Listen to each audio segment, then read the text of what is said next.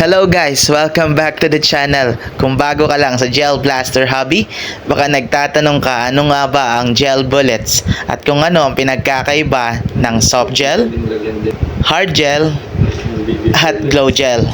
Sa video ito, ipapaliwanag ko, kaya tara, simulan na natin.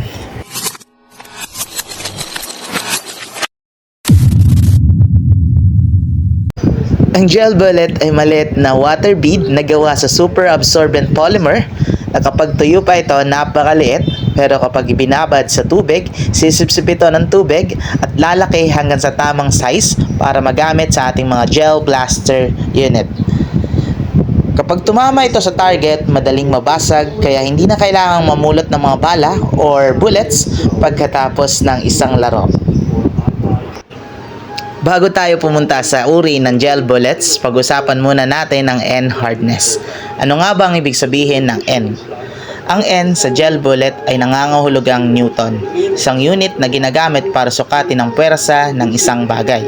Sa gel blaster community, ang N rating ay ginagamit para ilarawan kung gaano katigas o katibay ang gel bullet. Mas mababa ang N, mas malambot. Mas mataas ang N, mas matigas. Halimbawa, 20N to 40N, kadalasan ito ay soft gel. 60N to 80N is hard gel. 100N pataas ay extra hard gel. Ibig sabihin, mas mataas na N, mas matibay ang gel. Pero dapat tugma pa rin ito sa setup ng gel blaster mo. Ang soft gel ang pinaka-common na ginagamit. Sizing nito ay around 7.1 to 7.5 mm. Soak time 3 to 4 hours. Hardness 20N to 40N. Price around 80 to 200. Maganda ito para sa stock gel blaster at sa mga beginner dahil mura at madaling gamitin.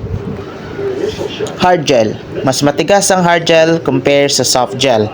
Sizing around 7.3 to 7.5 mm. Meron ding 7.1 mm pero usually mahirap siyang hanapin. Soak time 6 to 8 hours.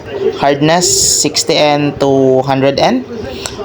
Pricing mas mahal siya compare sa soft gel which is around 150 to 350 or more. Mas bagay ito sa upgraded gel blaster dahil mas accurate at hindi agad nababasag. Glow gel. Ang glow gel ay umiilaw kapag gumagamit ka ng tracer unit o UV light. Sizing around 7.3 to 7.5 mm. Soak time 4 to 8 hours. Hardness depende sa brand, pero almost same lang siya sa soft gel which is around 20 to 40N. Wala pa akong nakikitang hard gel na glow gel. So, for pricing, around 180 to 400 pesos, which is more pricey than the other two.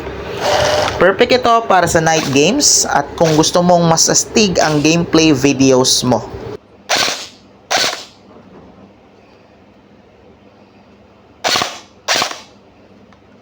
So ano nga ba ang magandang gamitin? Kung stock ang gel blaster mo, soft gel ang magandang choice. Affordable pa. Kung upgraded naman ang unit mo, mas bagay ang hard gel. Kung gusto mo naman ng tracer effect sa gabi, piliin ang glow gel. Ang pinakamahalaga ay gumamit ng gel bullets na compatible sa gel blaster mo. Ang pagkakaiba ng soft gel, hard gel at glow gel. Kung may natutunan ka, don't forget to like this video, subscribe sa channel at i-comment sa baba kung anong gel bullet ang gamit mo. Maraming salamat sa panonood and see you sa next video.